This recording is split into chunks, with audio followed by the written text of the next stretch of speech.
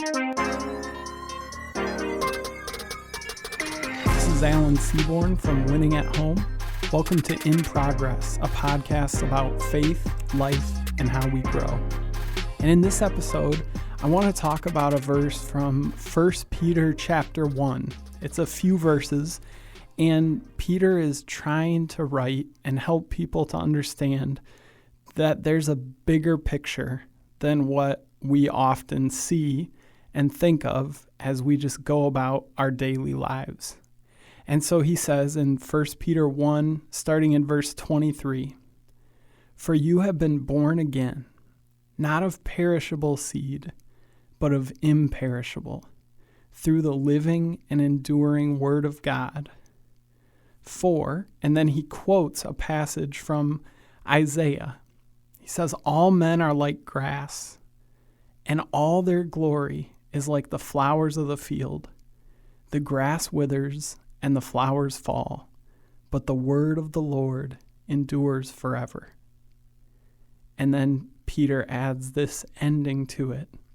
"And this is the word that was preached to you."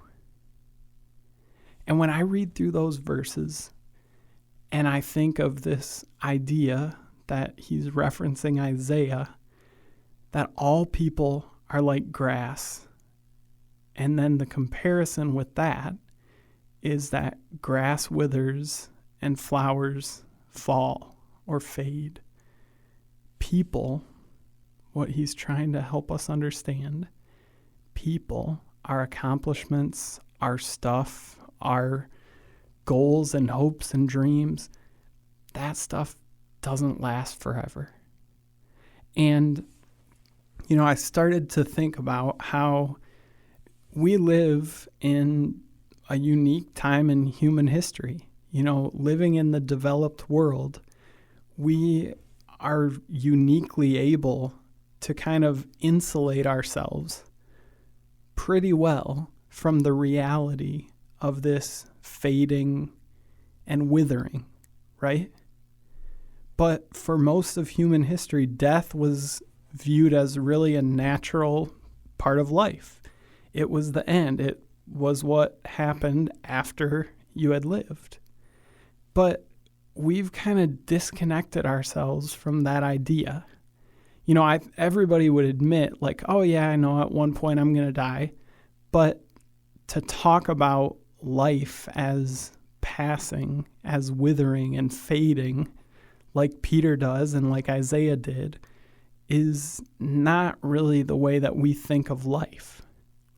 And this idea was sort of hammered home for me in some ways. My grandpa on my mom's side, he passed away, I think it's been 3-ish years. I'm so bad about time like that. I think it's been around 3 years ago now. And he wasn't really part of my life for most of my life. He had left my grandma and remarried, and in a lot of ways, it sort of felt like he had chosen that family as his family, and that my mom and our side of the family was not a huge priority for him. And in fairness, and I think in a move that took a lot of growth and courage and those kind of things, in the last maybe 4 or 5 years of his life, it really did seem like he was making an effort to get involved, not to a huge degree, but to get involved in our lives. And I remember one of the, I don't know if it's maybe one of the first times I had sat and had a real extensive conversation with him, but it was one of the few times I had an opportunity to do that. And he told me about what it was like for him growing up, and he shared stories. If I remember right, it was 2 of his siblings had passed away when they were young, like childhood and early adolescence. And then one of his brothers had passed away in the 18 to 20 years old range, somewhere in there. And he was talking about this really matter-of-factly, not like dismissive of their deaths, but just, yep, almost in a sense of like, yep, this is just the way that the world was 70 years ago or however long ago it was. And afterward, my dad and I were struck by that. We were talking and we both were just realizing, like, wow, the world, even that short of a time ago, was way different. And death was way more involved in people's everyday lives than it is today. Because technology and medicine and science has advanced a ton in that time, which is awesome, and has helped make health the normal thing that happens for us instead of having to fight off things that took people's lives generations ago. You know, there even, if you go a little bit further back in history, a lot of the early immigrants and settlers that came to America at the time, the New World they were calling it, about 40% of those people died before they would even reach adulthood. You almost can't even wrap your head around that figure. It's like, oh, wow, that is just a crazy different world that people were living in than the one that we live in now. And all these advances have helped us to be able to kind of keep death and the idea of death at an arm's length, right? We don't think of that as a very real possibility in our daily lives. And then I started thinking of, the way that we're able to offer nursing homes and those kind of retirement, not communities, because that's more people still living independently, but retirement, or not retirement, but I don't know, nursing homes and rest homes. That's the word I'm thinking of. And, it's great in a lot of ways because then the grandparents usually in our lives, or the parents, if your parents are getting up there in age, they have the opportunity to go and live in a place that offers them the exact care that they need, while at the same time allowing them to have the maximum amount of freedom that at this particular stage in life they can handle, and also to be surrounded by other people who are in a similar circumstance in life, and they have things in common, and they have probably a shared history of what was, what happened at different stages of their development in life and all those kind of things. It's awesome in a lot of ways. But I think that on some level, what that also does is it removes us from ever really seeing what it looks like that just like grass and flowers, people fade and wither and decline. And because we don't see that play out day after day after day, it's really easy. None of us would say, yeah, I think I'm going to live forever. But it's really easy to put out of our minds this idea that death is part of life. And if you think about it, it even goes a step further than thinking about that as far as people eventually dying. There are a lot of people today who would say that, they're against hunting and they're against any kind of killing of animals, but they still want to have their burger and they still want to have a chicken breast and so we've got this disconnect going on. And, if you think about many, many native cultures from all over the world, I'm thinking of Native Americans because that's where I grew up and that's the culture I remember learning about in school. A lot of different Native American cultures had some sort of a ritual, some sort of a ceremony when they would kill an animal that they had been hunting, where they would celebrate and in some ways kind of thank the animal for its sacrifice so that they and their family and their tribe could eat. And they understood that there's this strange, especially strange to us today, connection between death and life. And when I think about that, I think of how key it is for us to remember this juxtaposition between us, people, the grass withers and the flower fades. That's like us. And then God. Because then what comes next in that verse is, but the word of the Lord endures forever. And it got me thinking, I remember the site that I found this originally on, but for some reason I can't find it again. There was a question on one of the blogs that I check pretty regularly, and it said, will X person, this person, will they pass I think it was 1,000-year test? So this article went on to discuss, okay, 1,000 years from now, will people know someone's name? And if you think about that for just a moment, it really starts to sink in how people, we really do kind of fade, right? Because I think for a minute, who are some of the biggest people in our culture, in our world right now? And you think, man, yeah, of course, 1,000 years from now, I'd be hard-pressed to find anybody who doesn't know who Michael Jordan or Barack Obama or Donald Trump or, whoever is popping into your head. I'd be hard-pressed to find somebody that didn't know who those people were. But then you think, man, in 1,000 years, is their fame, is their name even going to be known? And so what I did is I thought, okay, what are a couple ways that you could measure kind of who is the most well-known, who's the most famous, who would have the best chance of being known in 1,000 years?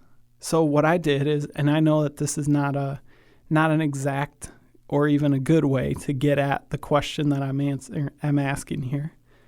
But I thought, okay, who are like the most followed people on Twitter?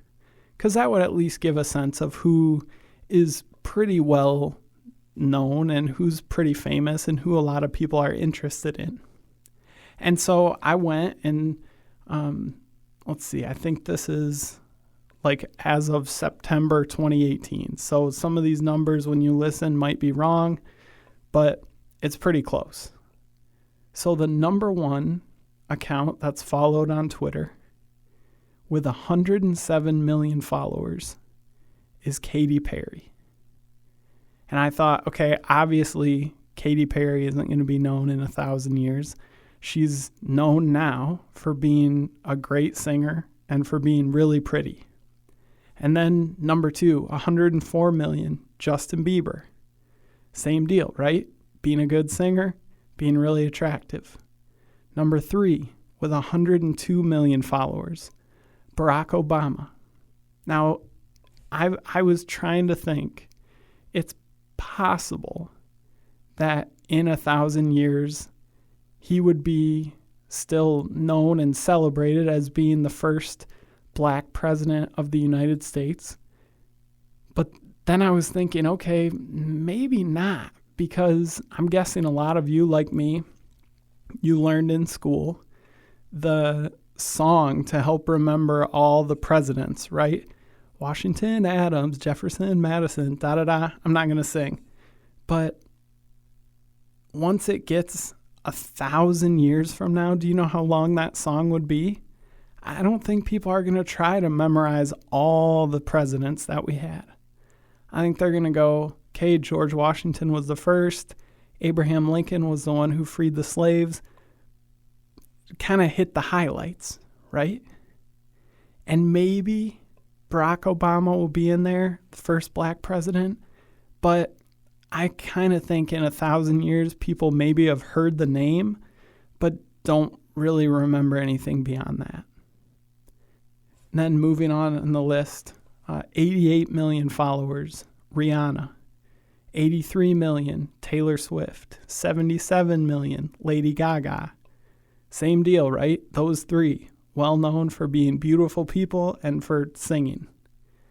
76 million followers. Next, Ellen DeGeneres, known for being a comedian, hosting a talk show. That's not going to last. Cristiano Ronaldo, 75 million followers. Known for being really good looking and being really good at soccer. Probably not going to be known in 1,000 years. Justin Timberlake, 64 million. Are you seeing a trend here? So Twitter obviously isn't probably the right place to find the answer of who might last and be known for the next 1,000 years. So I thought, okay, maybe if I just Google like the list of the most influential living people. And so if you do that, the first result that comes up goes through and breaks down the people who have been one of Time Magazine's 100 most influential people. And it lists them in order of who's been on that list the most years. Okay? So the first person on that list was Barack Obama. We already talked about him. Second on the list, Hillary Clinton. Will she be remembered in 1,000 years? I can't imagine that. Next, Oprah Winfrey. Again, Oprah's super famous right now. I just don't see it lasting forever.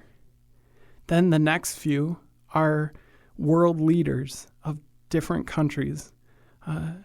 Xi Jinping, the leader of China. Angela Merkel, the leader of Germany.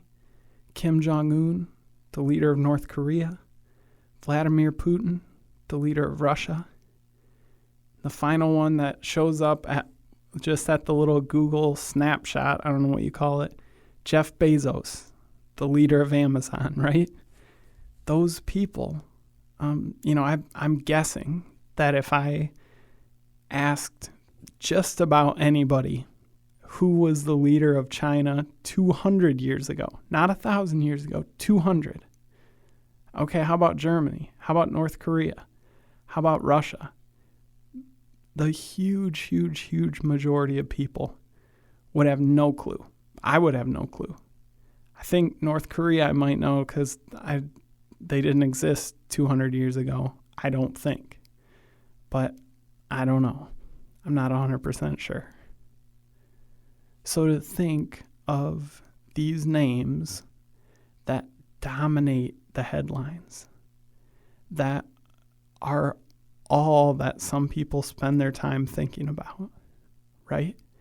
What is my favorite celebrity doing? Now, reading through that list, there's the Twitter followers, those people that I read their names of, those aren't a lot of people that I spend a whole lot of time thinking about, right?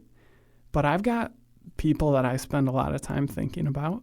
I love the NBA. So I'm like, what? How's Michael Jordan? How's LeBron James not on that list? That's crazy. Those guys are going to be known forever. But in 1,000 years? Probably not. And when we think about life with this perspective, which is what I think that first Isaiah and then quoting it, Peter, is trying to help us see, is that the stuff that we spend so much of our time fixated on, the desire for us to accomplish, to achieve, to get our name out there, it's not going to last. Because what happens with people, all people, is the same thing if you take a longer time horizon that happens with grass and flowers. We fade, we wither. We don't last forever. But the word of the Lord endures forever. And then I love that last little line there in verse 25. And this is the word that was preached to you. You see what Peter's helping us to remember, or maybe what he's pointing out, something that we haven't really thought of in the first place, is that if we spend all of our life focused in on us, if we spend all of our life focused in on our own achievements and accomplishments and glory, or if we spend our life focused on other people and their accomplishments and their achievements and their glory, we're missing the bigger picture, because we're focusing in on and holding on to stuff that it's not going to last. It's not even really going to matter all that much in the grand scheme of things. But the word of the Lord endures forever. So when it comes time to decide priorities that we have in our lives, the way that we want to live today with kind of our focus and our goal and our orientation towards something, if we're making that toward what other people think about us, toward what other people are aware of when they think of our name, are we well known, the status that we have, that stuff, it just doesn't last. But the word of the Lord endures forever.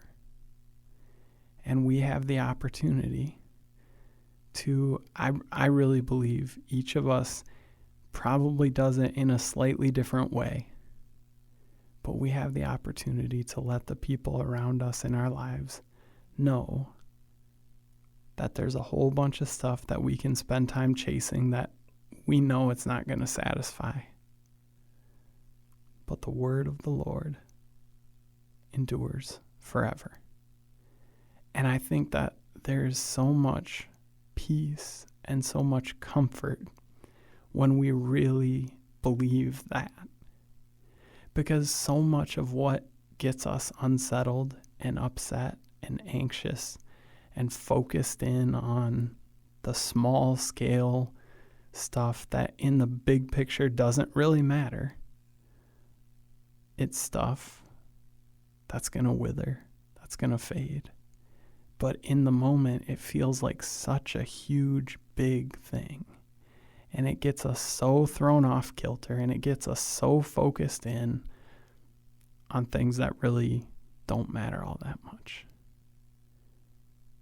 But instead, Peter's trying to help us reorient our perspective to be focused on the word of the Lord that endures forever.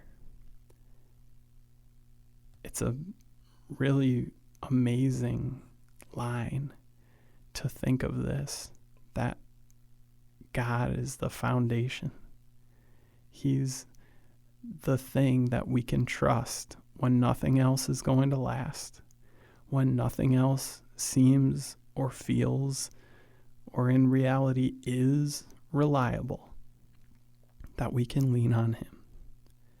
It's such a beautiful and comforting and simple line that comes right at the end of this reminder that we spend a whole lot of our lives, as Jesus talked about it in a different way, building on sinking sand, building on a foundation that isn't going to last. And if we're spending time, if we're prioritizing these things that 1,000 years from now aren't going to matter, that 1,000 years from now, no one's even going to have any clue about who we are or what we accomplish or anything like that. But what lasts are the things that are eternal.